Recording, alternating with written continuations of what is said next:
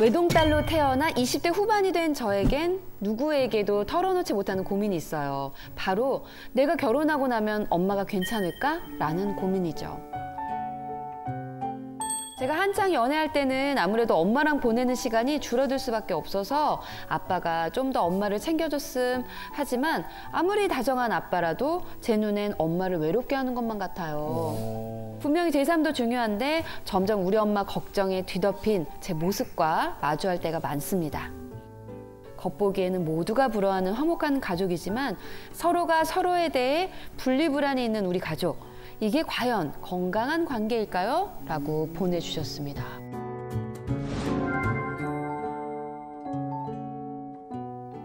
어디 계신지? 아, 네네. 근데 두 분이서 약간 웃는 표정이 너무 닮았어요. 그리고 진짜 두 분이 잘 웃으시더라고요.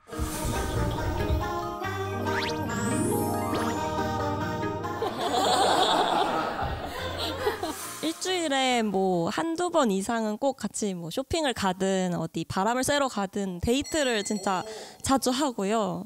무슨 남자친구, 여자친구처럼 다양한 분야가 되게 취향이 비슷해서 대화도 많이 하고. 그러면 어머님은 혹시 한 번도 귀찮은 적은 없었습니까? 네, 없었어요. 그리고 저는 기준이 항상 이렇게 저예요. 그래서 나는 우리 딸이 그렇게 심하게 나한테 관심 가져 그런 거 별로 모르고 살았거든요. 우리 딸이 또 착한 게요. 일요일 같은 때 약속을 잘 안 잡아요. 엄마 아빠하고 시간을 보내려고. 근데 어쩔 수 없이 언제부턴가 주위 친구나 후배들이 우리 딸 같은 딸이 없다는 거예요. 근데 저는 그렇게 못 느끼고 살았거든요. 대부분 딸도 그렇지 않아? 이렇게 살았거든요. 사실 선생님처럼 엄마랑 이렇게 사이 좋은 딸 대한민국에 한 7집 정도 있다고 해요. 7집이나? 생각보다 많네요. 아, 7집이나 있어요? 야, 근데 저는 좀 질문 신기했어요. 보통 결혼하고 나서 엄마 없이 나는 이제 밥하고 이렇게 살아야 되는데 어떻게 살아야 될까가 대부분의 고민이잖아요. 맞아.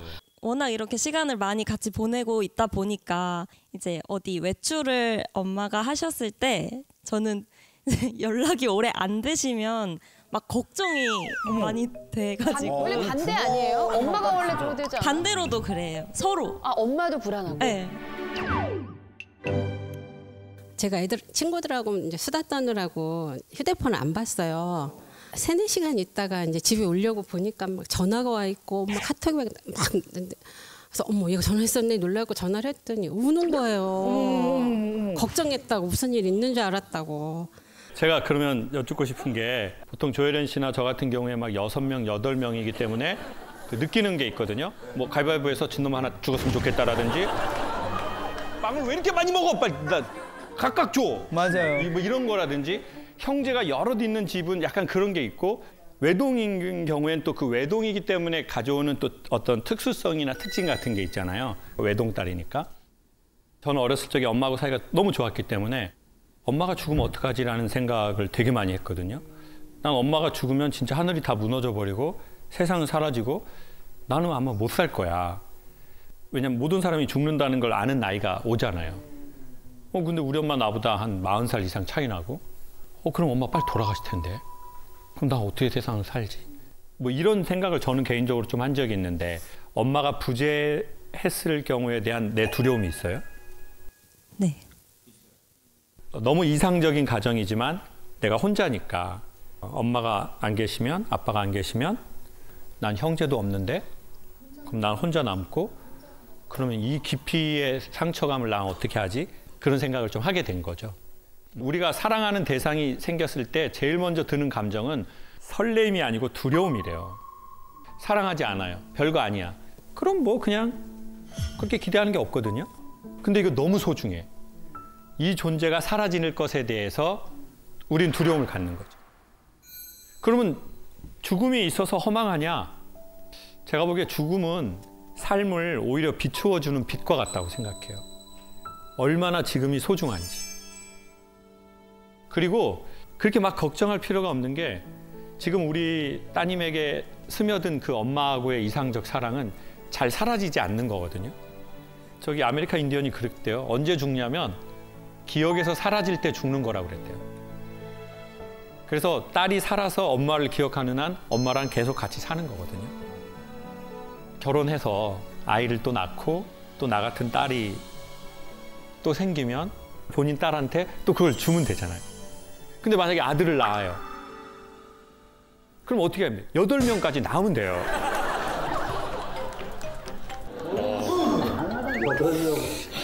그래서 마지막 8번째에 그럼. 딸을 낳으면 돼. 그러니까 엄마의 지금 나이대, 딸의 이 나이대에 너무 좋은 추억이에요. 죽음을 생각하면서 불안하거나 두려워하지 말고 지금 엄마의 이 시간, 나의 이 시간이 너무 소중하다. 그래서 엄마랑 사진도 많이 찍고 엄마랑 영상도 많이 찍었으면 좋겠고 여기 온 것도 너무 정말 잘한 거고. 왜냐면 이것도 나중에 방송에 이제 나가면 얼마나 추억이에요.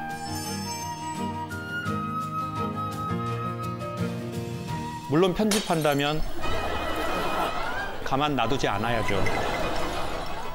전 너무 이상적이고 부러워요, 사실은. 맞아, 부러워요. 정말 너무 예뻐. 큰 복을 어머니도 딸님도 받으신 것 같아요.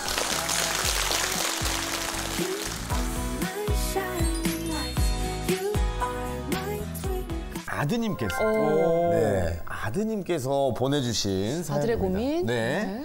대학교 졸업을 앞둔 흔한 대한민국의 아들입니다. 이제는 철이 들었다고 생각해서 아버지에게 저에 대한 관심을 줄이고 믿고 맡겨달라고 말하고 싶지만 아버지는 아직 그게 안 되는 것 같습니다. 저도 이제는 제 뜻을 부모님께 강력하게 어필해야 한다고 생각해서 부자 간의 갈등이 더 크게 일어나는 것 같습니다.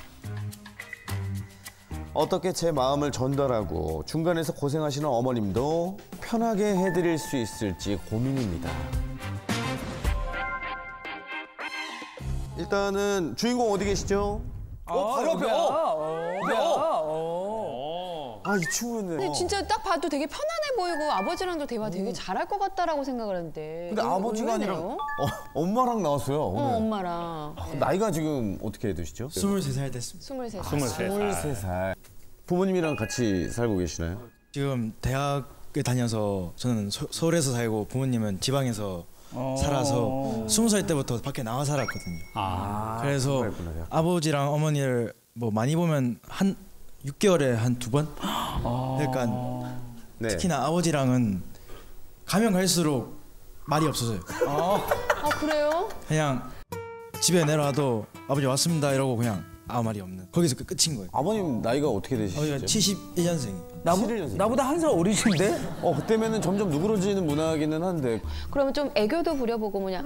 아버지, 아이 뭐 같이 식사 한번 하시죠. 그렇죠. 이렇게 얘기할 수 있는데 그게 좀 어려워요? 뭐 아시겠지만 저도 고향이 경상도거든요. 아버지도 부산 분이시고 저도 경상도라서. 그럼 전라도 사투리를 쓰세요. 아따 아버지 한 잔 해물어요. 금방 배워. 이제 금방 배운다니까. 전라도하고 부산하고 화합을 해야 돼. 그럼 언제까지 싸울 거야? 사실은 아이들은 네. 이제 성인이 되면서 우주도 대학을 다니고 있기 때문에 다 이게 좀 거리가 멀어서 독립을 했거든요. 네. 한 번은 우주가 내가 이제 축구 잘한다고 엄마 나도 지금 골키퍼 했으니까는 딱 이렇게 좋은 장갑 같은 게 있어야 되면서 집으로 보낸 거야. 그리고 엄카를 썼더라고요. 그러니까 내가 산 거야. 자기 거. 나는 장갑 자기 필요가 돈으로. 없거든. 그럼 본인이 모아서 사던가 바로 뜨는 거야. 이게 바로 여기 바로 뜨잖아요. 이렇게 이제 좀 하는 것 때문에 막 그랬는데 오히려 그때가 더 좋았던 것 같아. 오히려. 그러니까 막 이렇게 엄마 나 이거 하나 살게 막 이랬는데 지금은 좀 멀어졌어요? 독립하면서 네. 진짜 특별한 일 외에는 전화를 안 해. 너무 공감하죠. 그러면 가장 최근에 아버지랑 부딪혔던 일이 뭐예요? 밥을 먹고 있는데 모자를 쓰고 아버지가 딱 한마디를 하셨어요. 네. 그냥 모자를 벗고 밥을 먹어라 이랬는데 아빠 알아서 할게 이랬거든요. 그러니까 막 화를 내시는 저는 그냥 아무 생각이 없이 그냥 밥 먹을 때 모자 쓸 수도 있고 벗을 수도 있고 집 안에. 집 안에서? 집에서 집에서는 모자 벗어야지. 혹시 중절모 같은 거였나요? 중절모나 멕시칸. 기가 새는 것도 아닌데. 멕시칸 모자면은 좀 이상하긴 하잖아요. 이렇게 돼 있는 그건 친구들. 아니겠겠지. 아, 그래요? 이게 부모님 장사를 하셔가지고 가게에서 이제 밥을 먹을 때 가게에서. 아버지가 그냥 어머니 봤을 때 이게 어렸을 때부터 아드님하고 남편하고 좀 이렇게 갈등이 조금 있었나요? 아니 어렸을 때는 그렇게 없었어요. 근데 말 그대로 서울로 보내고 나서 좀 이렇게 공감된 게 없으니까. 서울 가고 나서. 네, 그래요. 서울 가서 저희가 변했나? 서울 가서 좀 변한 느낌. 그러니까 이제 컸다고 그런 것 같아요. 근데 실제로 컸잖아요. 성인이 되었고. 의자가 지금 보면 빡빡한데. 그럼요.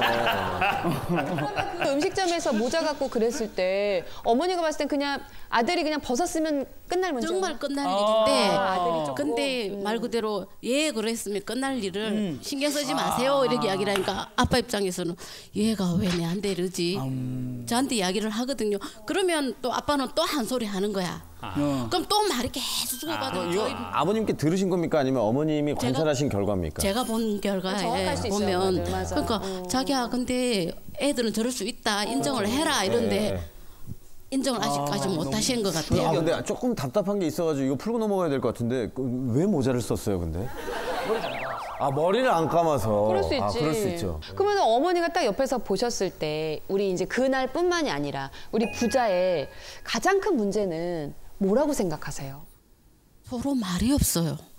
왜 말을 해? 그러고 나서. 그냥 뭐 아빠 밥 드세요 그 한마디 아빠 저 가요 그 두 마디밖에 안 했어 서로가. 좀 아들이 좀 네. 어머니 입장에서 아들이 조금 막 애교도 부리고 막 말도 좀 했으면 좋겠군요. 지금 상태가 별로 안 좋아서 아빠한테 먼저 전화해 먼저 연락해 아직까지도 안 하고. 그 모자 사건 이후로? 아들도 조금 세네. 그러니까 저는 너무 답답한 게 저 아들 편도 못 들고 신랑 편도 못 드는 왜 입장에서 자꾸 마이크를 뺏으려고 그래? 마이크를 자꾸 여기서 뺏으려고 그래. 난 뽀 뚫은 줄 알았어. 그리고 아까 본인도 이렇게 멀리 됐으면서 엄마가 되니까 가까이 되고 말이야. 이게 좀 세, 이게. 이 팀이 약간 자기 색깔이 좀 있네요. 들어볼까요? 엄마가 계속 전화를 해라 해서 제가 한 번 딱 전화를 했거든요. 전화를 해서 아버지 아까 바쁩니까 물어보니까 바쁘다. 아니라고 하더라고요. 그래서 저 학교 갑니다. 알았다. 할 거였어요. 그 얘기하려고 전화한 게. 그러니까 말을 하려고 했는데 그냥 학교 하고 있습니다 하니까 그냥 알았다 하고 그냥 거기서 그냥 끊으신 거예요.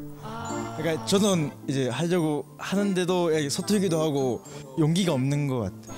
근데 일단 제가 계룡대라는 곳에서 한번 강연을 했었는데요. 거기에서 이제 참모총장이 오셨더라고요. 육군, 해군, 공군 참모총장 아시겠지만 별이 몇 개죠? 5개는 돌침대입니다. 별이 5개. 돌침대. 보통 일반 사병은 원스타 볼 일도 거의 없잖아요. 이제 강의가 끝났는데 대령님이 저한테 묻더라고요. 전쟁에서 이기려면 군인이 뭐가 좋아야 될 것 같아요? 그러는 거예요. 그래서 제가 저 첨단 무기가 좋아야지 이기는 거 아닙니까? 그랬더니 이 군인이 전쟁에서 승리를 하려면 2가지가 좋아야 돼요. 첫 번째는 군기가 세야 돼요. 군기가 세면서 동시에 좋아야 되는 게 있는데 사기가 높아야 돼요.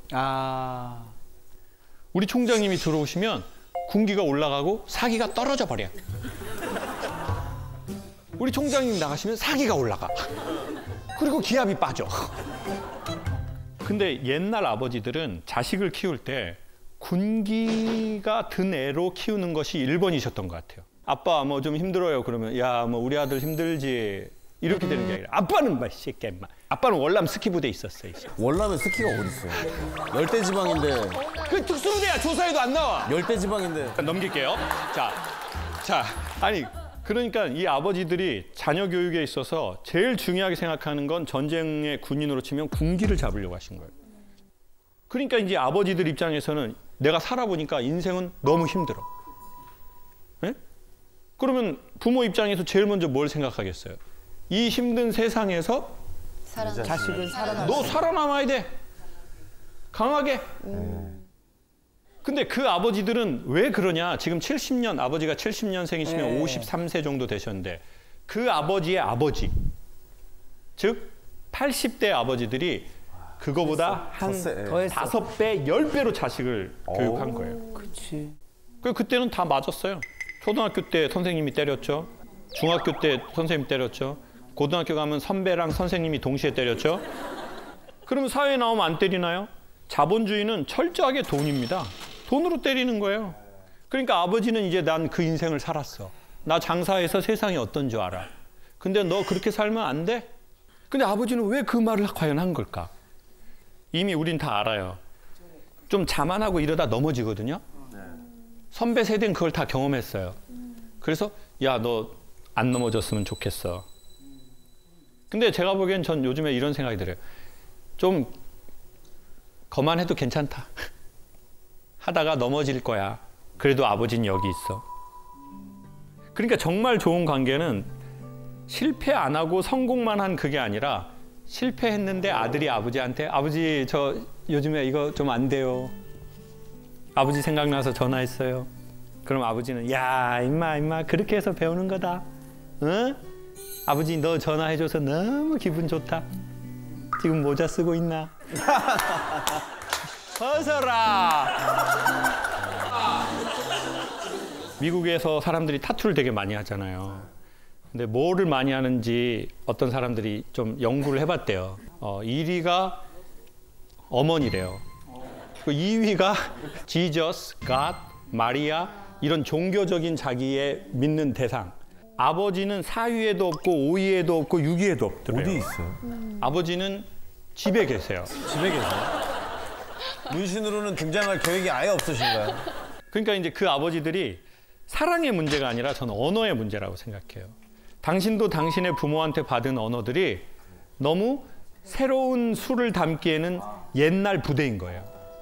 그리고 또 아버지 말투가 우리 아버지 뭐 경상도 사람이라서 말투를 그렇게 해요 라고 하지만 나도 그 지역에서 자랐어. 그러다 보니까 뭐 아까도 아버지가 야 모자 좀 뭐 벗고 먹어 그럴 때 아버지 이거 저 머리 안 감아서 그러는데 잠깐만 쓰고 먹어도 돼요? 이렇게 하면 되는데 알아서 할게요. 좀 더 다른 느낌으로. 알겠습니다. 근데 우리나라는 이런 게 있잖아요. 이거 얘기하면 부모님이 걱정하셔. 그거 얘기하면 뭐해? 얘기한다고 해결되는 것도 아닌데. 그래서 안 하죠. 그냥 내가 알아서 그냥. 그래서 전화해가지고 부모님이 맨날 하는 게 뭐 별일 없나 그러면 별일 있습니다. 이런 집 없어요. 서로 말 못하네.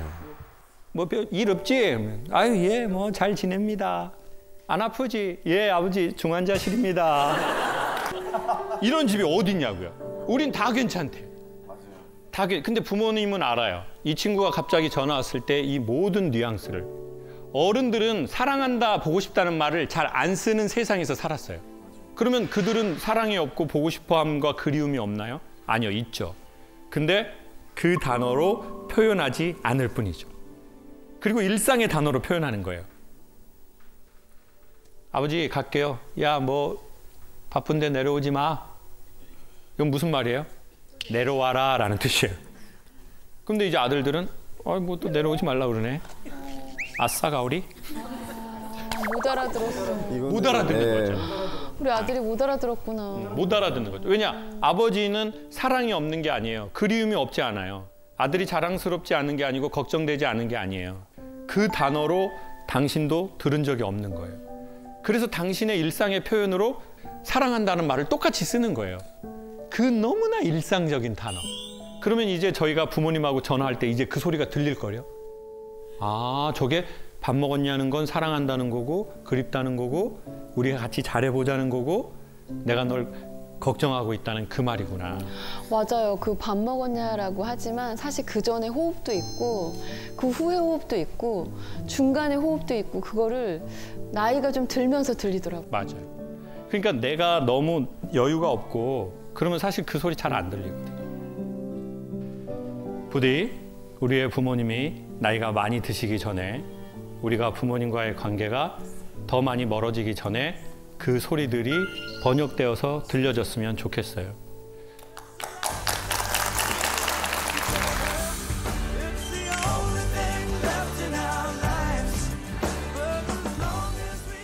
아픈 아이를 키우는 엄마입니다. 저를 가장 괴롭히는 건 몇 년 전 들었던 말인데요.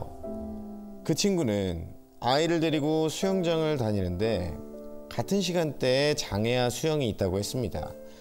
그런데 장애아를 둔 엄마들이 너무 밝아서 놀랐다고 하는 이야기였습니다. 물론 그때는 제 아이가 너무 어려서 장애 판정을 받기 전이었는데 장애 판정을 받은 후 그 이야기가 계속 머리에 맴돌았습니다. 아픈 아이를 키우는 엄마는 밝으면 안 될 것 같다는 생각에 너무 힘들었어요. 제가 행복해도 되는 걸까요? 제가 웃어도 사람들이 손가락질하지 않을까요? 어떻게 하면 돌덩이같이 단단한 엄마가 될 수 있을까요? 질문자분 어디 계십니까? 네. 어머니 여기 계셨구나. 안녕하십니까? 안녕하세요. 세상에. 갑자기 분위기가 너무 네? 아니에요. 앞 얘기. 네.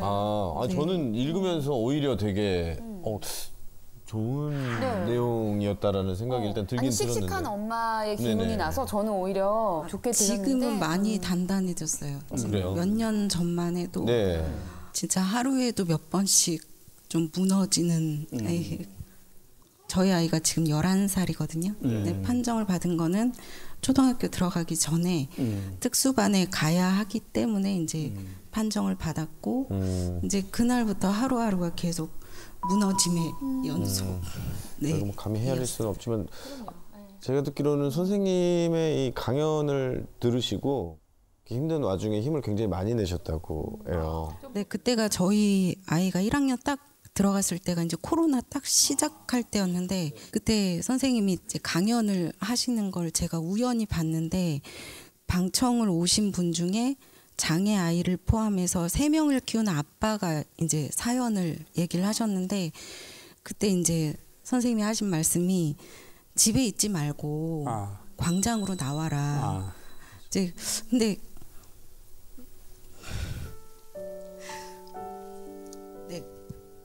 그 말씀을 듣고 제가 많이 울고 한바탕 그렇게 울고 나니까 힘이 많이 났어요.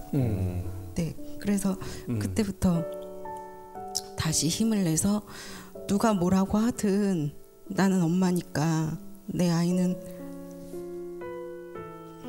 내가 지키고 내가 내 아이를 사람들 시선 신경 쓰지 않고 내가 강하게 잘 키워야겠다 생각했는데 지금도 한 번씩 내가 웃으면 사람들이 손가락질할까? 막 이런 생각 때문에 좀 한 번씩 무너질 때가 있어요.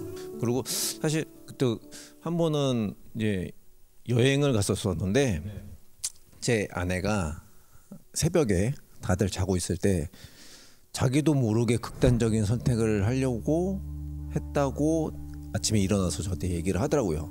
사실 이 사람한테는 제가 그 당시에 표현 안 했고 그 후로도 표현을 안 했었어요. 근데 저는 그때 진짜 억장이 무너지고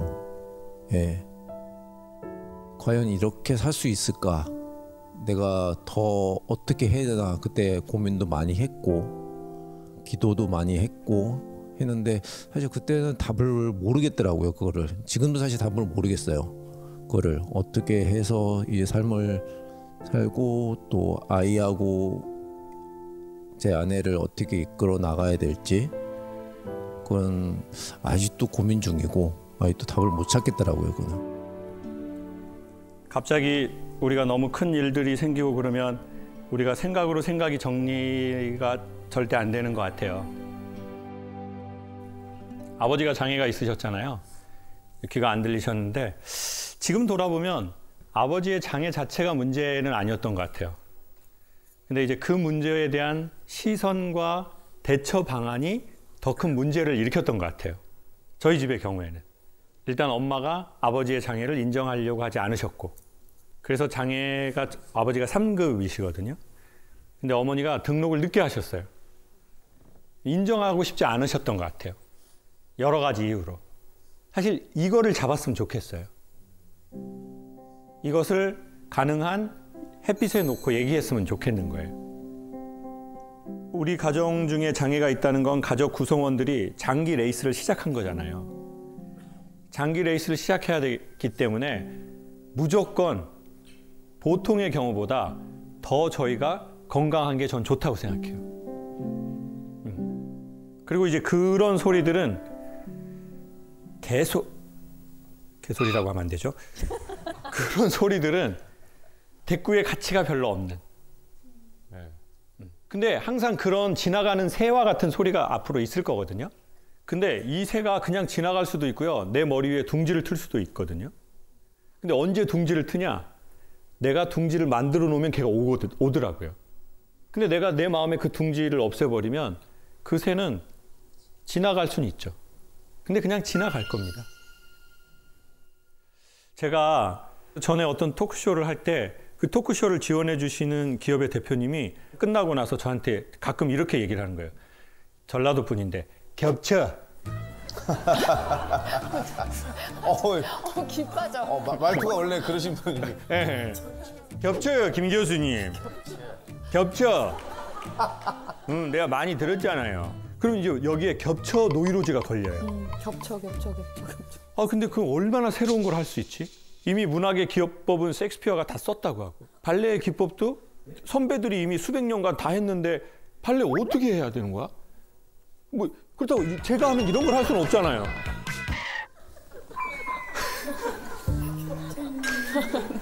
겹쳐. 로얄 겹쳐 서로. 그 머리에서 이게 계속 도는 거예요. 노이로제처럼. 그래서 힘든 것도 있는데, 근데 놀랍게도요. 그렇게 하려고 제가 더 정신을 차려서 제가 좋아진 것도 있는 것 같아요. 이거 하려고. 저희 엄마가 아버지 밥을 3끼를 차리셨잖아요. 엄마 너무 힘들다고 그랬어요. 근데 아버지 돌아가시고 엄마가 희한하게 살이 엄청 빠지시는 거예요. 엄청. 엄마가 항상 엄마 저 팬티 좀 사가려고 그러는데 뭐 사이즈를 어떻게 해야 돼? 엄마는 쌍X라지 입어. 쌍X라지요?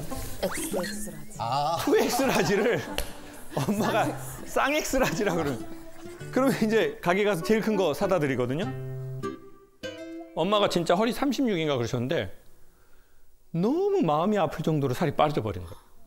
아버지 돌아가시고. 누나들한테 물어보니까 엄마가 당신 밥은 안 해 드시는 거예요. 아버지 위해서는 했어요. 하면서 같이 드신 거예요. 그러니까 쌍X라지였었는데 이제는 아버지 돌아가시니까 엄마가 안 해버리는 거예요. 당신을 위해선. 살이 계속 빠지는 거죠. 걱정되게. 그러면서 어쩌면 엄마의 건강을 유지하게 했던 게 또 아버지가 그래서 또 이게 그런 것도 있나. 왜냐면 우리는 이런 게 있잖아요. 나를 위해선 안 해. 근데 우리의 상황이, 우리의 환경이 이러니까 내가 해야 되니까 하는 것들도 있잖아요. 근데 또 희한하게 그게 또 나와 그 사람을 지켜주는 게 있는 것 같아요. 나만을 위해서면 나 건강 안 해. 근데 내가 내 아이 케어 잘해야 되니까 나 그 운동해야지. 그래서 내가 아이를 지켜준 것 같지만 아이가 날 지켰나? 왜냐면 나를 위해서는 안 하는 사람이 있으니까요. 근데 아내를 위해서면 하고 남편을 위해서는 하고 애들을 위해서는 보통 하거든요. 이랬건 저랬건 확실한 건 우리는 장기 레이스니까 엄마 아빠가 보통의 경우보다 더 건강하게 잘 지내야 된다고 생각해요. 건강은 굳셀 건 편안한 강이래요. 외적으로는 굳세고 마음이 편안한 상태. 건강기능식품 판매하는 사람 같네요. 그러니 몸에 좋은 것도 하시고 마음에 좋은 것도 하시고. 엄마가 웃고 더 메이크업도 하고 머리도 이쁘게 하고 옷도 좀 색깔 있는 거, 느낌 있는 거. 전 저희 엄마가 그런 거 입었으면 좋겠더라고요.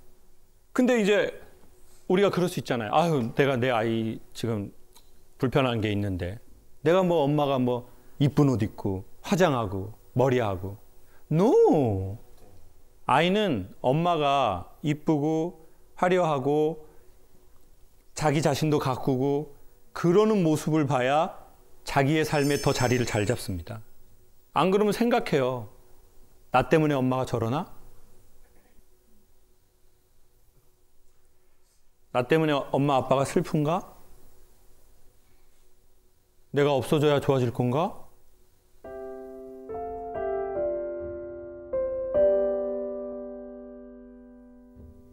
이렇게 충분히 생각할 수 있거든요.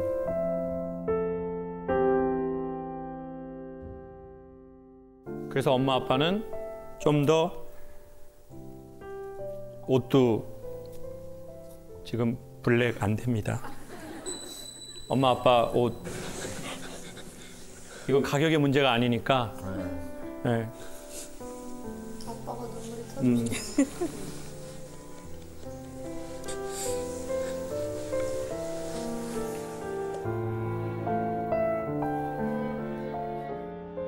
핸드폰 갖고 오셨어요 오늘 혹시?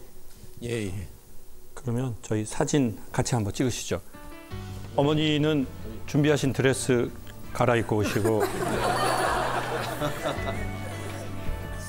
저희 아이랑 모든 가정 건강하시도록 마음 담아서 박수 한 번만 주시죠.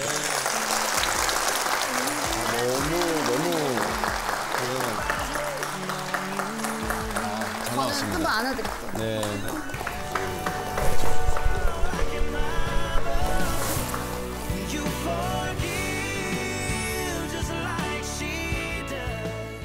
자, 다음 사연은요. 정말 큰 용기를 갖고 찾아오신 가족입니다. 한번 제가 읽어드릴게요. 평범해 보이지만 평범하지 못한 가족 얘기를 처음으로 해보려고 합니다. 저는 실종 아동 가족입니다.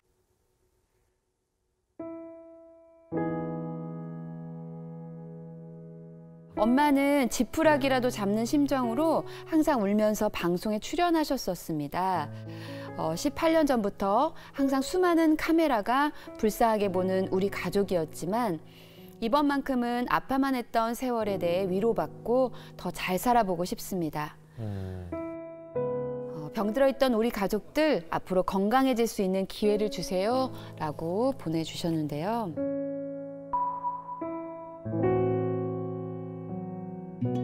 어디 계신지 한번 손 한번 들어주세요. 네. 앞에 안녕하세요. 오셨군요. 반갑습니다. 반갑습니다. 예. 자, 이게 마음 아픈 사연으로 그것이 알고 싶다 해서 제가 좀 봤던 기억이 나거든요. 오늘 정말 어려운 발걸음을 해주신 것 같은데 어떤 일이 있었는지 우리 따님이시죠? 따님께서 조금 설명을 부탁드리겠습니다.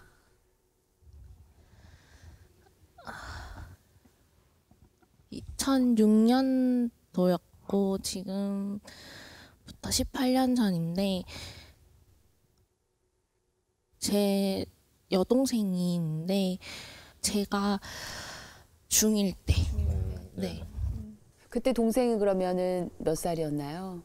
동생이 2살 어려요. 그러면 중학생이니까 5학년. 초등학교 5학년. 네.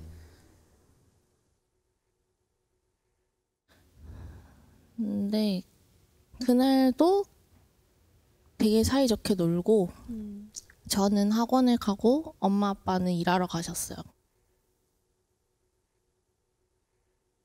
동생이 학원을 갔다 왔는데 없어서 엄마한테 얘가 집에 없다. 근데 놀러 갔겠지. 당연히 생각하고 기다렸는데 부모님이 퇴근하고 오실 때까지 애가 안 오는 거예요.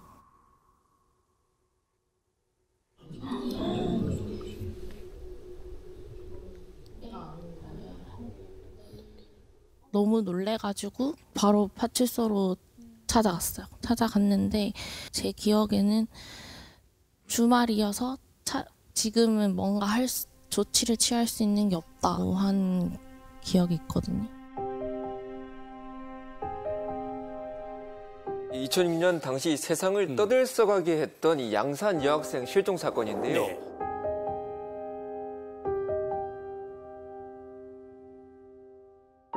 결국 부모들은 경찰에 신고했습니다.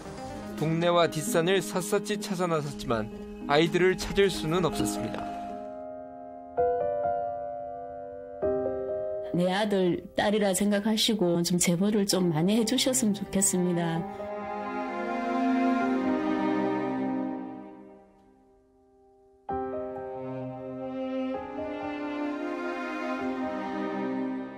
그럼 지금 이제 18년 정도가 지난 거잖아요. 그러면 그동안 어떻게 지내셨어요?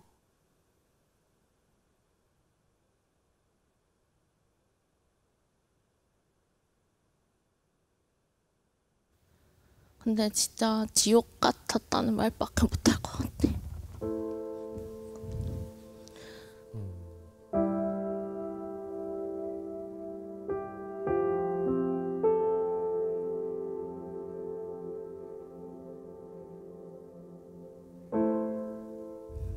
세상에서 제일 큰 아픔이 자식 잃은 부모의 마음이라고 하잖아요.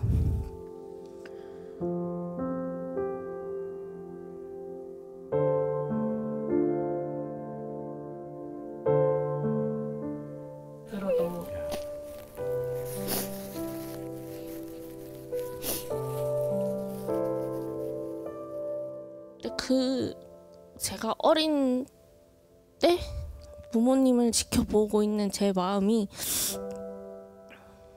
힘들다는 티를 절대 낼 수가 없었어요. 그냥 그 분위기와 환경과 그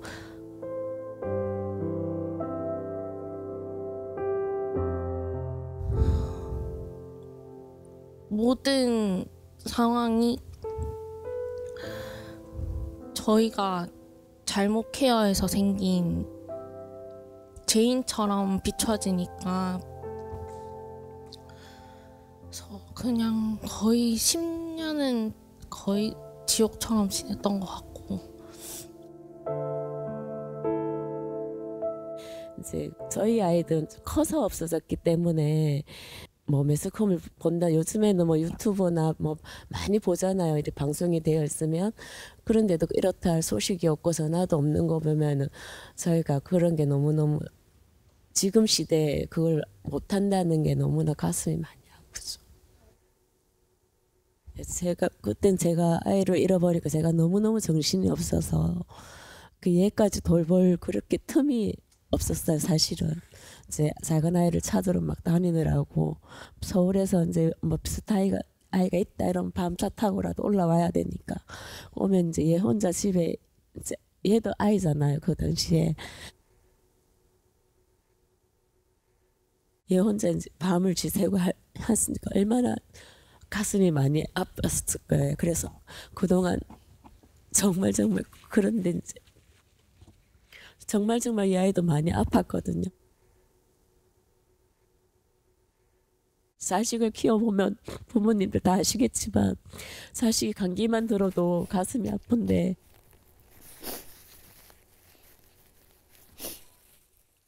벌떡벌떡 일어나갖고 엄마 나 죽고 싶어 이럴 때는 정말 가슴이 메어져요. 정말로.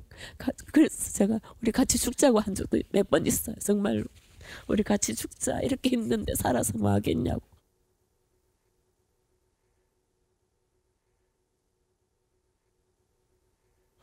그런데 이제 얼마 전에 우리 딸이 엄마 내가 여기 신청했다고 가자고 그러더라고요. 그러면서 하는 말이 엄마 내가 참 많이 힘들었는데 김창원 교수님 그 강의를 듣고 내가 많이 도움이 된다고 하더라고요. 그래서 그 말을 듣고 내가 우리 딸도 이렇게 누군가의 말을 듣고 힘이 생길 때가 있구나 하면서 정말로 정말 감사하더라고요. 그래서 이렇게 와서 강의를 듣고 하니까 조금 많이 위로가 됩니다. 사실은요.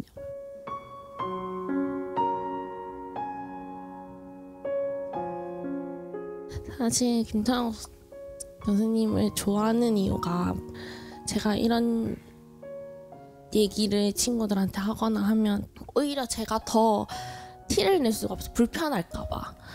상대방이 불편할까봐 동생 뭐 여자친구 생겼어? 이런 식으로 저가 아무렇지 않게 대하려고 해서 상대방의 불편한 거를 편하게 해주는 게 습관이 되더라고. 남들이랑 얘기할 때. 근데 김창호 선생님 똑같이 상대방의 불편감이 안 느껴지게 어떨 때는 되게 유머러스하게 풀어내주시는 게 이런 가정사가 있는 친구들한테도 도움이 많이 되고 네 감사하다고 말씀드리고 싶었어요. 뵙고 싶었어요. 그리고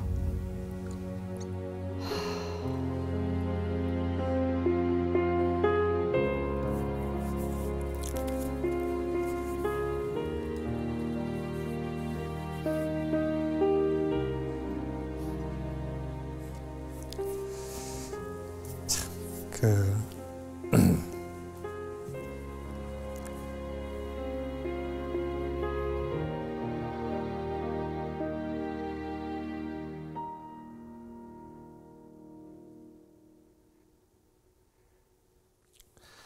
전 처음에 이제 이렇게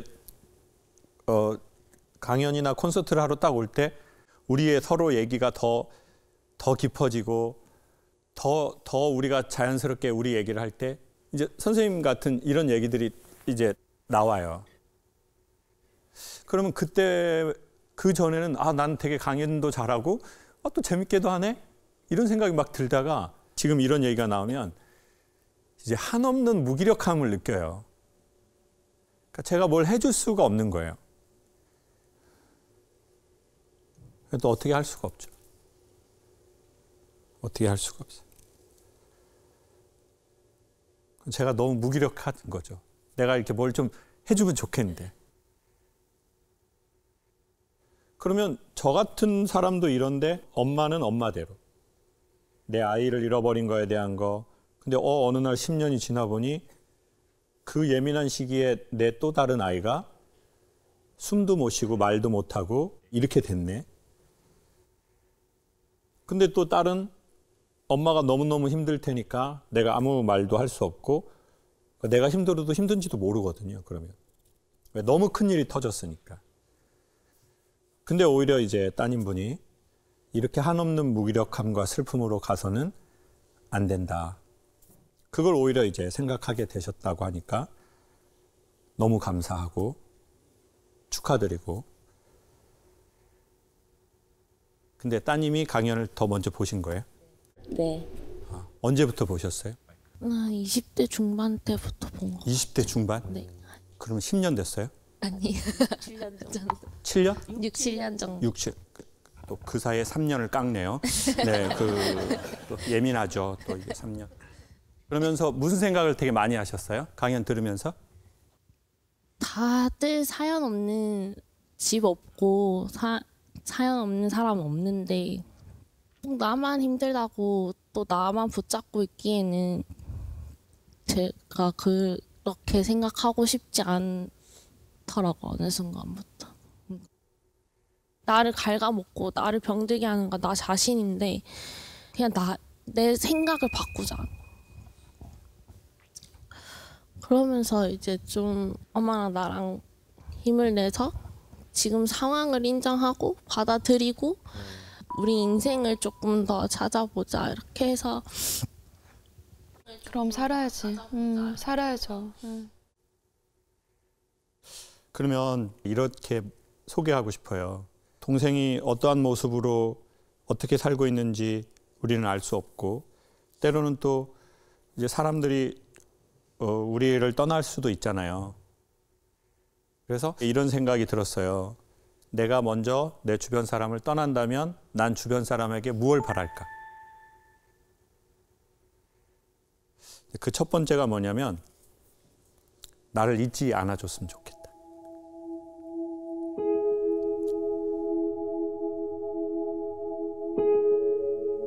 근데 두 번째가 뭐냐면 나 때문에 너무 슬퍼하지 않았으면 좋겠다.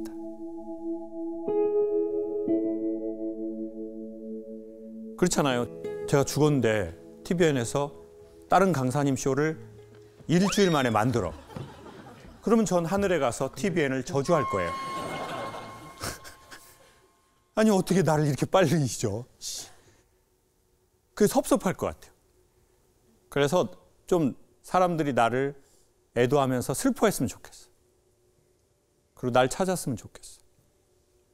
근데 그 마음이 너무 세서 그들의 삶이 망가지지 않았으면 좋겠어. 자, 그러면 우리가 죽는 날까지 우리 동생을 우린 기억해야 한다고 생각하거든요. 근데 그러면 어떻게 해야 기억할 수 있냐? 이 동생을 우리가 잃어버린 게 너무나 용광로 같이 온도가 세기 때문에 내가 건강해야 동생을 딸을 내 마음에 품을 수 있는 것 같아요. 그러니까 오히려 의도적으로 더 우리가 건강할 수 있는 걸 찾아야 돼. 그러니까 정신으로 절대 정신이 해결이 잘 안 되거든요. 그러면 몸을 써야 돼. 저도 그래서 신경정신과 다니면서 운동치료 그게 더 좋다는 거예요. 그래서 아침에 저 요즘에 6시나 5시 반에 일어나요. 거의. 그러면 이제 날 풀려가지고 아줌마들 나와서 막 자기 배때기도 치고 계시고 막 이거 막 나무에다가 막 긁고 막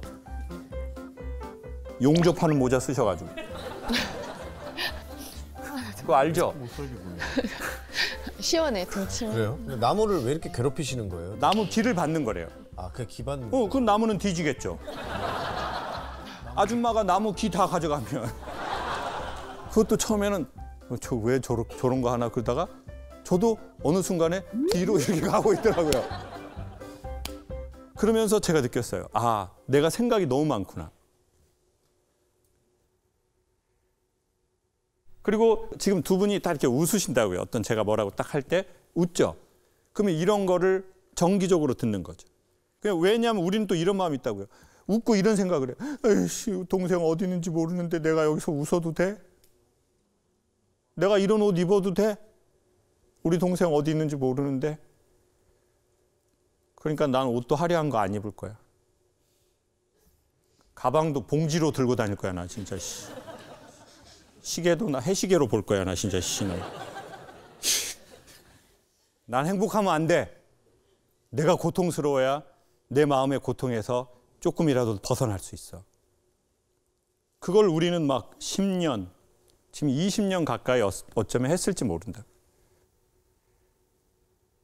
그렇지만 제가 따님의 대원자라면 아이는 원치 않을 거다.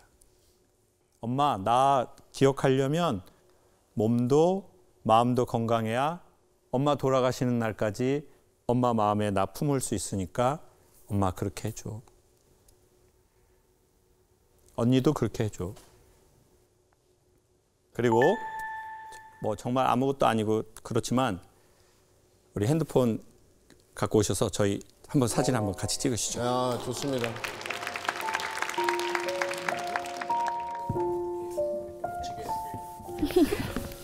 아유, 이럴 수가. 네, 다 여기 서시고 어머니도. 여러분, 우리 어머니하고 따님 건강하게 행복하게 사시게 박수 한번 주십시오. 찍겠습니다. 자, 어머니 저기 보세요. 이제 하나, 둘, 셋.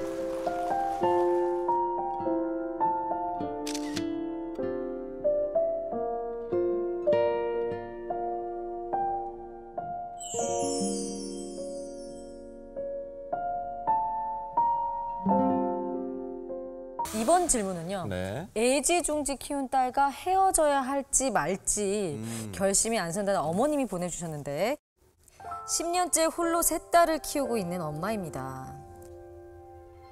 아빠 없는 아이 소리를 안 듣게 하려고 나름 노력을 했는데 큰딸이 갑자기 독립하고 싶다고 합니다.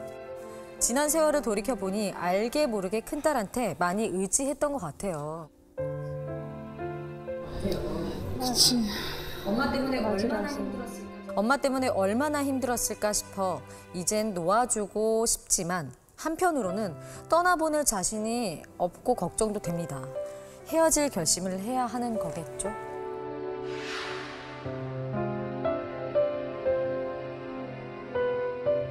걱정도 되시고 고민도 참 많으신 것 같은데 직접 뵙고 네. 이야기를 또 나눠보도록 하겠습니다. 어디 계시죠? 어디 계십니까?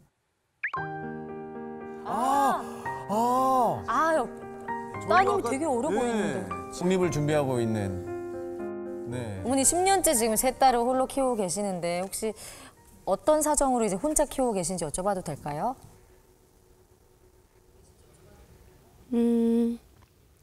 이제 10년 전에 갑자기 남편이 사고 사러 먼저 하늘나라를 갔어요. 아, 사별하셨구나. 그래서 이제 남편을 의지하고 살다가 갑자기 너무 갑작스럽게 서로의 이제 삶이 달라지다 보니까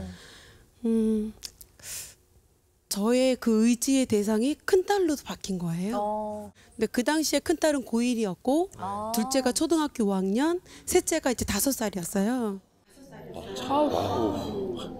어려워. 너무 어려워. 그래서 또 직장을 나가서 저희 빈자리가 생기면 그 빈자리를 딸이 또 엄마로서 잘 또 책임을 다해줬어요. 막내가 일이 생기면 제가 달려와서 해결해야 되는데 어쩔 때는 큰딸에게 전화를 하는 거예요. 엄마 아닌 엄마인 고등학생이었죠. 네, 그러고 큰딸은 대학생이 돼서 토요일 일요일 날 아르바이트를 했어요. 이제, 자기 용돈은 벌어보겠다고. 아이고 기특하네. 그런데 저희 둘째 아이가 이제 무릎 수술을 3번을 했어요. 근데 그럴 때마다 이 아이가 도움을 줄 때도 있어요. 고맙죠. 너무 고마워요. 그러고 금요일은 마더데이를 주겠다. 마더데이. 네, 그래서 금요일은 엄마가 하고 싶은 거, 엄마가 친구들 만나고 싶은 거, 엄마가 하고 싶은 거, 엄마가 친구들 만나고 싶은 거, 하고 싶은 거, 엄마가 친구들 만나. 대학생 때였으니 얼마나 또 이 아이는 불금을 지내고 싶을 것이고 친구들하고 똑같이 지내고 싶었을 거 아니에요. 네. 근데 이제 저는 참 철없는 엄마처럼 그냥 정말 금요일은 정말 맘 편히 그냥 지냈던 것 같아요. 제가 이 딸을 너무 의지했던 거예요. 혹시 뭐 우리 친구는 엄마나 동생들이 조금 뭐 원망스럽거나 믿거나 했을 때 없어요? 되게 많았죠. 되게 많았고 사실 동생들한테 좀 배가 많이 아팠어요. 왜냐면 저는 이렇게 챙김을 받지 못했는데 동생들은 저랑 너무 다른 사랑을 받고 있으니까 저는 사실 이제 고등학생 때도 그러지 못했고 대학생 때도 그렇게까지 지원을 많이 받지 못했는데 동생은 자기 방학 때마다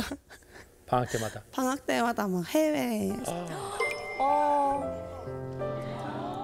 이 아이가 대학교 졸업하고 직장을 가서 한 3년 동안을 이제 생활비를 도와줘서 생활을 잘했어요. 그러니까 언니도 있고 엄마도 다 해주시니까.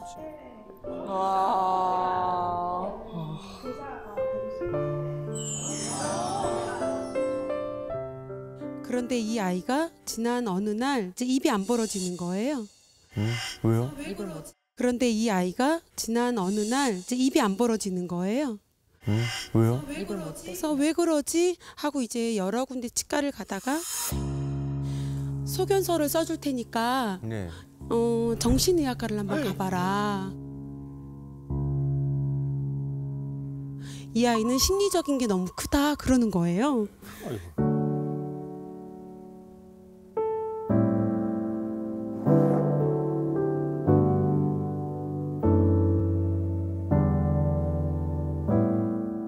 이 아이가 이제 삶이 너무 긴장이었던 거예요. 긴장할 때마다 이를 꽉 깨무는 게 이제 이 아이가 이렇게 습관이 아닌 습관이 되다 보니까 턱관절이 오고 그래서 알았어요. 아, 이 아이가 굉장히 힘들었겠구나.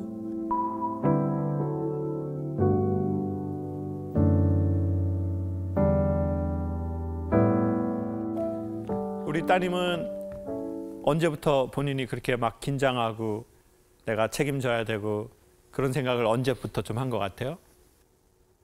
저도 잘 몰랐는데 저희 아빠가 돌아가시던 날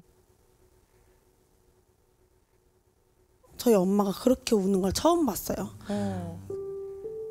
근데 이제 그때 밤에 잠을 우느라 못 자시는 거예요. 그래서 제가 밤을 새고 계속 엄마 머리를 쓰다듬어 줬거든요. 잠 좀 자라고. 아이고. 그동안 사실 제가 정신적으로 이제 믿고 의지하던 사람이 엄마인데 그때 엄마가 무너지는 모습을 제가 봤잖아요. 근데 이제 그때 느꼈어요. 아, 엄마도 사실은 진짜 약하구나. 아, 그러면 내가 이제 아빠도 없으니까 내가 좀 옆에서 좀 지지하고 의지할 수 있는 사람이 돼야겠다라는 생각을 하긴 했는데 어린애가 어머. 만나는 사람마다 다 저한테 너가 아빠 역할까지 해야 된다. 아이고. 너가 어른스러워져야 된다. 너가 아이고, 이제 참. 그 집에 엄마 다음으로서는 가장이니까 너가 그 집에서 동생들도 잘 보고 너도 너가 할 수 있는 최선을 다해야 된다라는 말을 정말 한 명도 토시도 안 빼놓고 다 똑같이 하셨어요. 아이고, 애기한테. 그때부터 좀 그치, 나는 그래야 되는 사람인 거지? 라는 마음을 가지고 살았던 것 같아요. 근데 저도 언제부터 제가 그렇게 일을 깎게 물었는지도 모르겠고 그냥 입이 안 벌어진 것도 저는 아빠가 뼈가 약하셨대. 뼈가 약하셨대. 그래서 그 유전인 줄 알고. 그 말은 누가 했어요?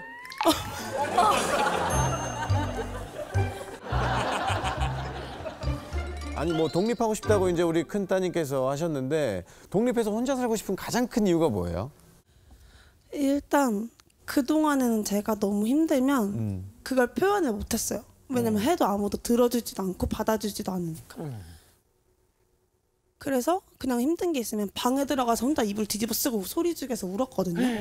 근데 그게 너무 이제 힘든 거예요. 저도 이제 정말 한계가 왔고 작년 말에 번아웃이 왔어요. 갑자기 이러다가. 그러니까 이곳 밖에서는 내가 있는데 집 안에서는 내가 없구나 라는 느낌이 들어서 본인은 좀 찾고 싶나 보다. 네, 그리고 저도 이제 어쨌든 저로서 살아가야 되는 나이고 앞으로 제 미래도 계속 좀 어떻게 보면 창창하니까. 그럼요. 창창해요. 그리고 마침 엄마가 갱년기가 오신 거예요. 그래서 이제 좀 우울감이 있으시니까 제 얘기는 들어주실 수가 없는 상황이 됐어요. 그러니까 제가 너무 힘들어서 엄마 오늘 이런 일이 있었어라고 말하면 엄마가 나도 힘들었어. 나는 오늘 이랬어. 나는 그래서 나도 정말 숨이 막혔어. 이렇게 말씀하시니까 사실 저는 제 감정을 좀 해소할 데가 없었고 그 스트레스를 어떻게 해소해야 되는지 사실 저는 잘 모르겠더라고. 딸은 누가 얘기 들어줘. 그동안 엄마랑 동생들한테 진짜 시간을 많이 쏟았어요. 근데 저도 이제 연애를 해가지고 저도 좀 밖에 나가서 얘기도 하고 그래야 되는데 자꾸 전화만 한다고 뭐라 하시는 거예요. 그러니까 그런 것들이 저는 너무 서운한 거예요. 지금까지 이렇게 다 들어주고 받아줬는데 그거 잠깐 이해 못 해주나? 남자친구가 생기기 시작하면서 저랑 거리가 점점 더 멀어지는 것 같고 남자친구에게 질투가 생기면서 이 아이는 방에 퇴근하자마자 엄마 안녕 그리고 방에 들어가서 나올 줄을 몰라요. 자연스러운 거예요. 나의 딸. 맞아. 그런 나이지. 한참 말 사귈 나이지. 저도 이제 바깥에서 이제 에너지를 다 소진되고 집에 와서 한 누군가라도 대화하고 싶은데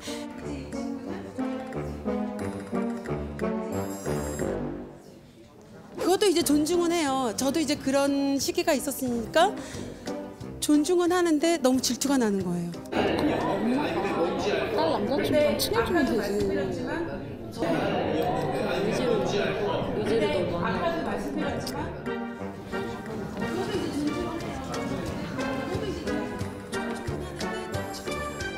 어머니 이 웅성거리는 백성들의 소리가 들리나요? 네. 네. 새엄마로 바꾸라는데요 지금. 적절한 새엄마를 찾지 못해서. 적절한 새엄마. 살아있네. 살아있네. 아주 우리 딸 살아있네. 아니 얼굴은 지금 고등학생 1학년 같은데. 그런 말 많이 들어요. 네, 그런 말 많이 들어요. 많이 들어요.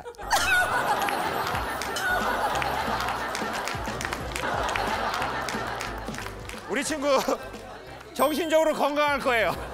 우울하지 않아. 아주 괜찮은 상태야 지금. 좋아.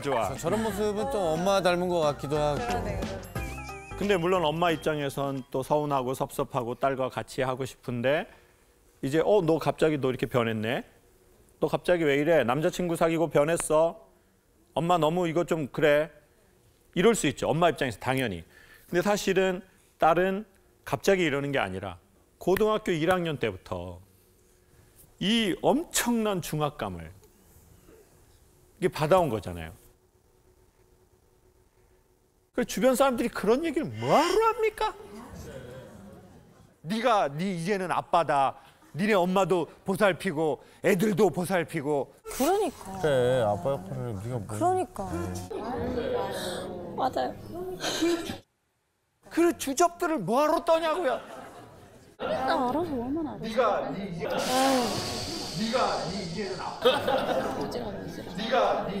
오지랖퍼들. 왜 네가 어른이다. 네가 이제는 뭐 해야 된다. 그거를 세상에 고등학교 1학년 어린애한테 그 중압감을 주고. 우리 따님이 긴장이 되어 있다고 했잖아요.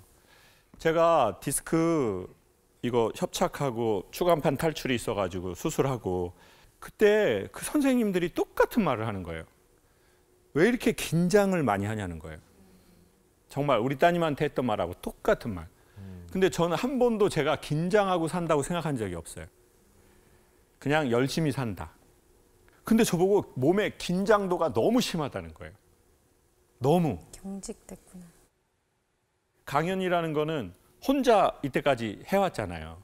기업 강연도 혼자 말하는 거잖아요.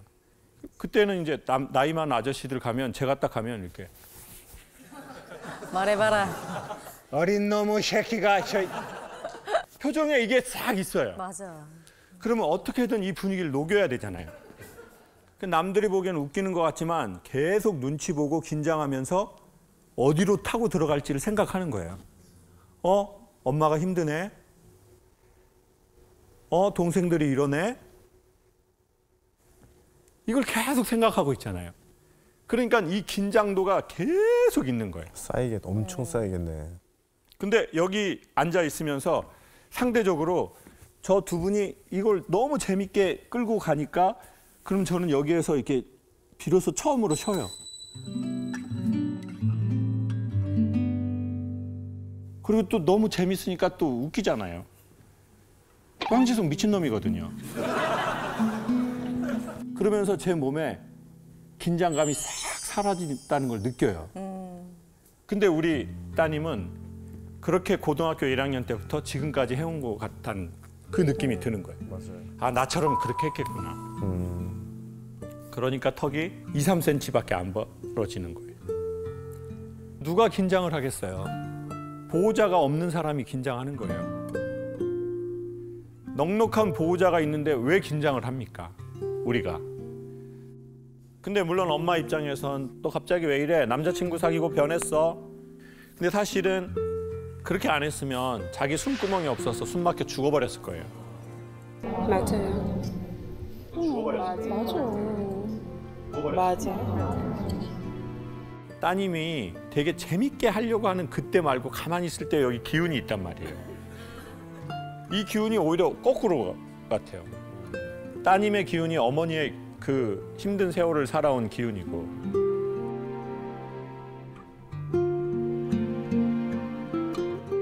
근데 그나마 제가 보기엔 너무 다행인 건 따님이 저 기운의 눌림을 갖고 있는데 중간중간에 너무 동안이에요. 그러면 다행이야, 다행이야. 저는 황재성 동생인 줄 알았어요. 야, 우리 춤 한번 추자. 아직 살아있다는 거예요. 아직 희망이 있다. 밝아서 다행이다. 그게 진짜 다행이에요. 근데 이 버스 놓치면 따님 되게 위험해질 수도 있다. 이거 이렇게 된 거는 몸에서 엄청 중요한 사인을 보낸 거예요. 살고 싶다고. 여기서 더 가면 안 된다고. 진짜 하늘이 보내준 신호.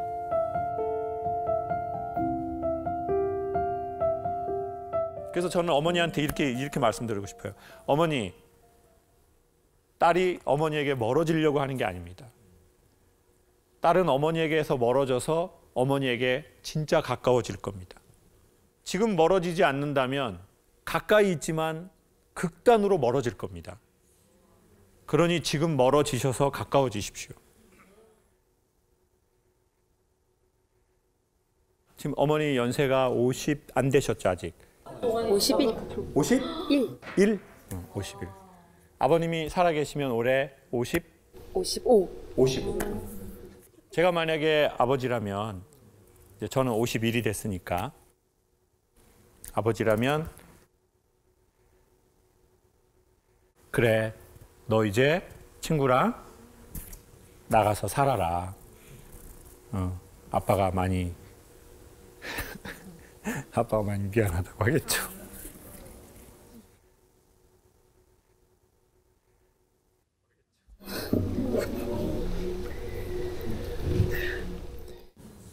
너 재미있게 써라.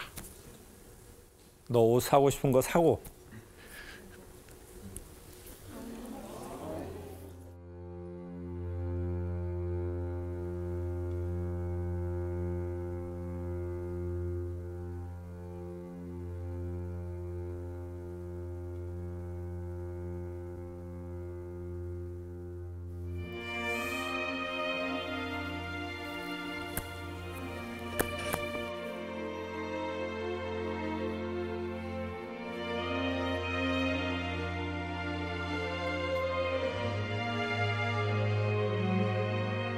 하고 싶은 거 해라.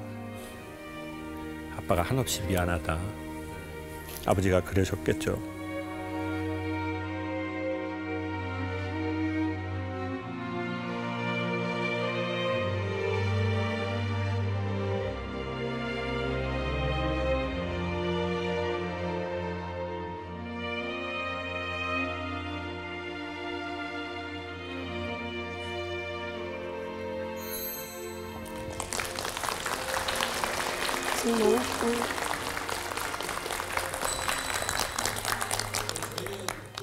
우리 따님 5월에 제가 지금 저희 한 녹화 때마다 한 분 정도 제주도에 저 마침 5월에 제주도 가요.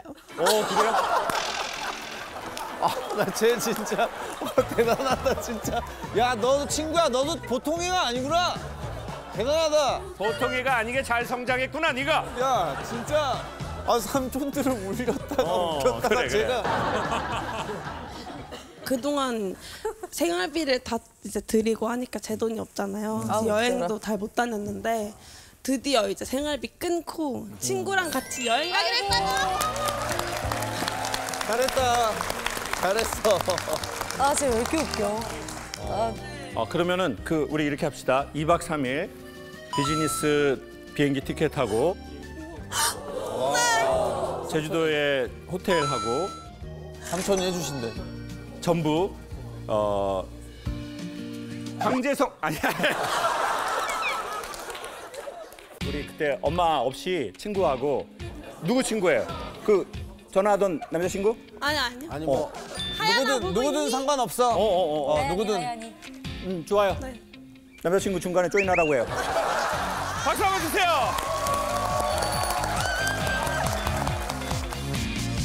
떠나요 둘이서 모든 걸 훌훌버리고.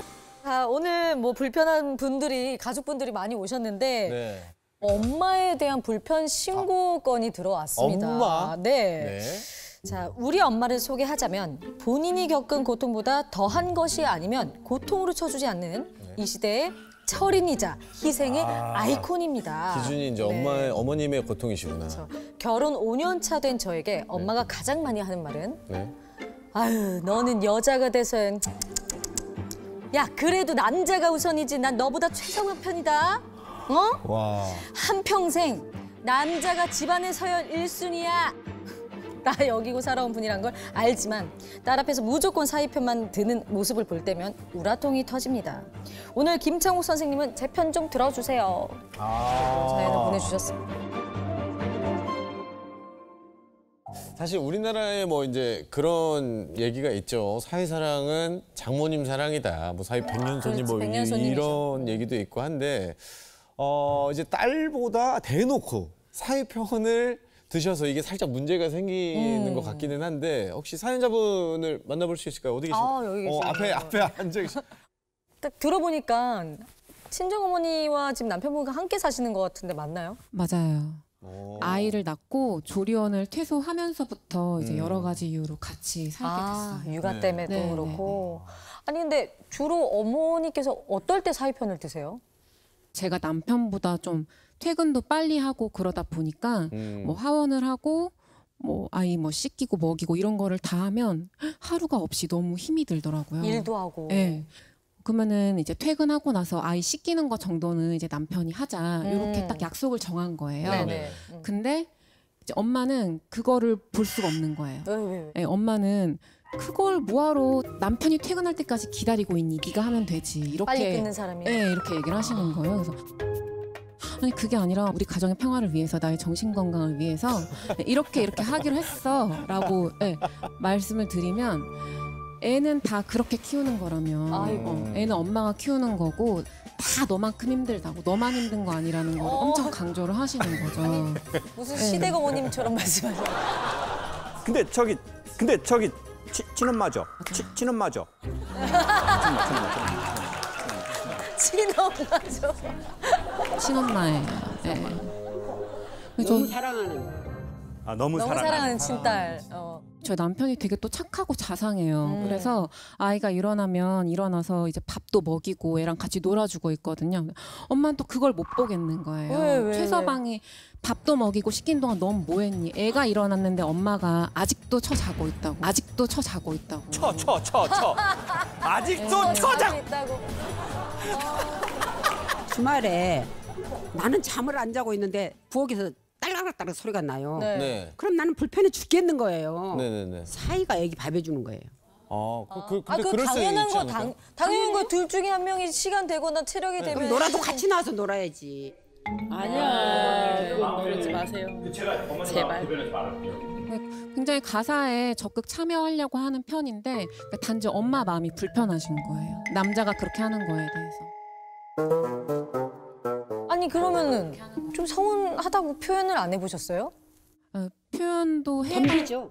덤비죠. 예? 덤벼요. 맞아요. 제가 참는 딸은 아니에요 또. 어떻게 너처럼 덤빈 딸 처음 봤다. 아 너처럼 덤빈다 처음. 엄마는 너처럼 덤빈 것은 처음이야. 맞아요. 우엄해. 징해버려. 너그 애비랑 똑같은 년이다 너. 맞아?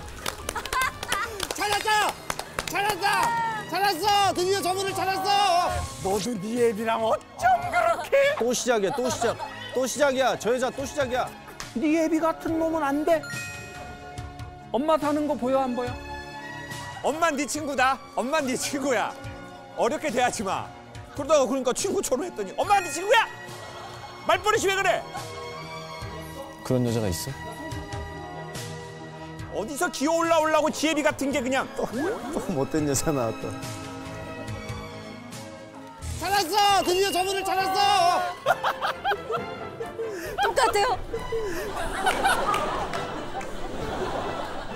얘들 게으른 게 아빠 닮은 것 같아가지고 더. 야, 드디어 전설로만 듣던 그분이 빙의하셨네. 드디어 나오셨네. 정자가 아주 씨가 똑같은 말이야? 똑같아. 상대방 배려 없이 놀고 마이크 잡고 어머니 마이크. 그러죠. 퇴근하고 오면 힘든데 집에서 쉬는 사람이 해야지. 먼저 왔으니까 그럼 같이 놀면 좋잖아. 근데 먼저 온 거지 쉬는 게 아니잖아요. 일한 거 같아. 그것도 일어난 사람이 어디 있어요? 그것도 일어난 사람이 어디 있어요?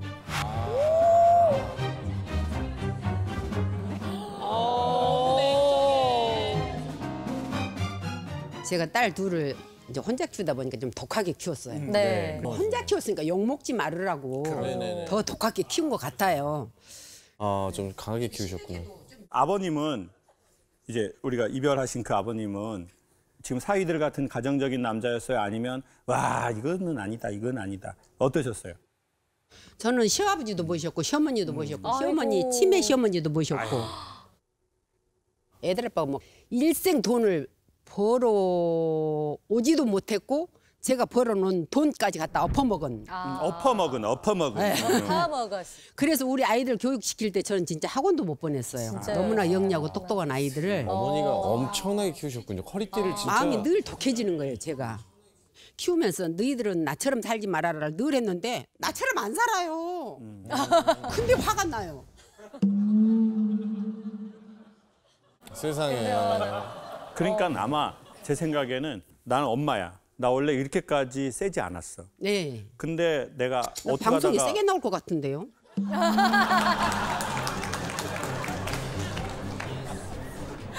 예스. 어머니 일단 이거는 구술해야 됩니다. 굿. 자 이게 어머니 이게 지금 구술해야 돼. 이게 강연으로 해결될 게 아니라 이게 왜 그러냐면 물러가라 자키야. 내가 왜 여기 있어? 내가 왜 여기 있는 거야? 물러가라 자키야. 내가 왜 여기 있어? 이게 왜 그러냐면 그 엄마가 이제 어렸을 적에 내가 어리고 애들은 둘이고 근데 남편은 너무 진짜 어디 가서 말할 수도 없고 그리고 말을 해야 뭐합니까? 우리 애기들도 있는데 그러니까 나는 원래 이렇게까지 내가 뻗신 여자가 아니었는데 이 얘네를 지키려고 내가 막 억지로 막 그 강한 걸로 막 수십 년을 이렇게 했잖아요. 그래서 저는 어머니한테 되게 여러 가지 감정이 있을 것 같아요. 예를 들면 사위가 딱 내가 봐도 너무 좋은 애야. 그러면 저게 그냥 사위로만 보이는 게 아니라 아이고 저런 남편도 있네. 맞아요. 저런 남자를 두고 너 안 일어나 자빠져 자냐? 연병할 년이 아주 그냥. 야, 전라도 수액 맞습니다. 그러면 이때 이 에너지가 어마어마한 강력한 찐득찐득한 에너지인데 이제 따님이 듣기엔 아유 무슨 말을 저렇게 해. 내가 노는 것도 아니고 그리고 저 뭐 남편이 좀 할 수도 있고 뭐 그냥 잘 도와주고 있는데 근데 이제 어머니에게는 이게 지금 딸로만 정리가 된 게 아니라 내가 사랑받고 케어받지 못했던 내 남편을 세상에 여기에 이 좋은 사위가 이렇게 하고 있잖아요. 그러니까 이게 내 딸하고만 정리 관계가 아닌 거죠. 이건 되게 복합 미묘한 관계예요. 어머 저 남편은 저렇게 좋네. 너는 좋겠다. 너는 좋겠다. 너는 좋겠어 이년아. 정확하다. 정확해. 나는 귀신이 들어. 나는 귀신이 들어. 나는 나는.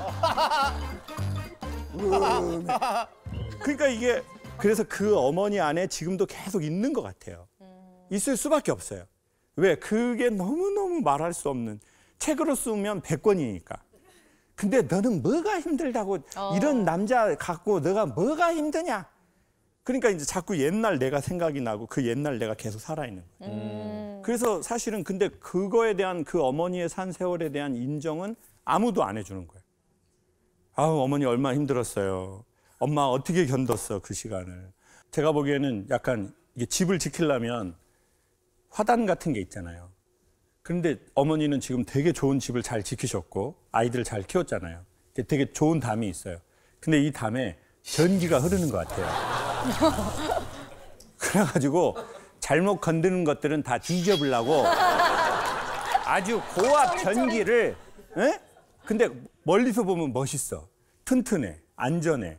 근데 뭔가 하나 엄마의 딱 저 기분 하나를 잘못 건드리는 순간 그냥 이게 빡 이러니까 이제 딸들은 다 똑똑하니까 이제 알아.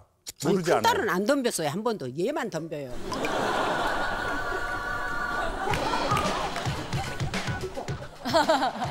서운한 게 많으니까. 근데 사실은 지금은 이제 그 전기를 살짝 꺼도 되고. 많이 껐어요.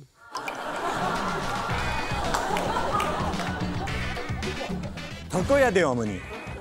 더 꺼야 되고 그리고 그 더 끄는 거를 도와주는 거는 어쩔 수 없이 딸들이 도와줘야죠.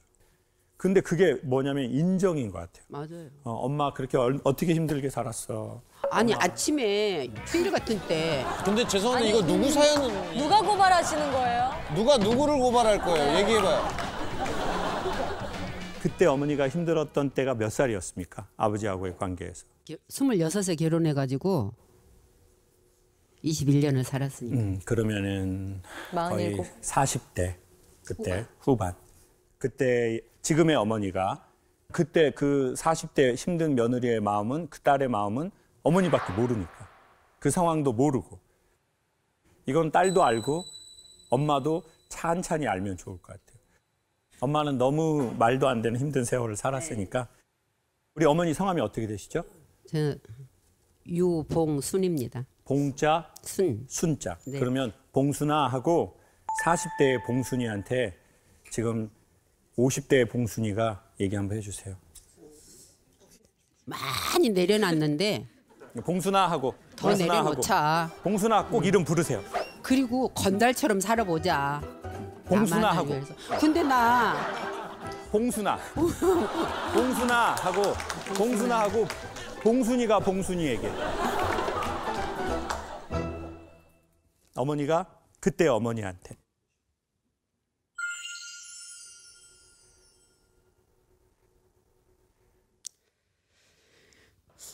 그래 봉순아 고생 잘해왔고 보람되게 잘 살아왔고 이제 내려놔도 되잖아.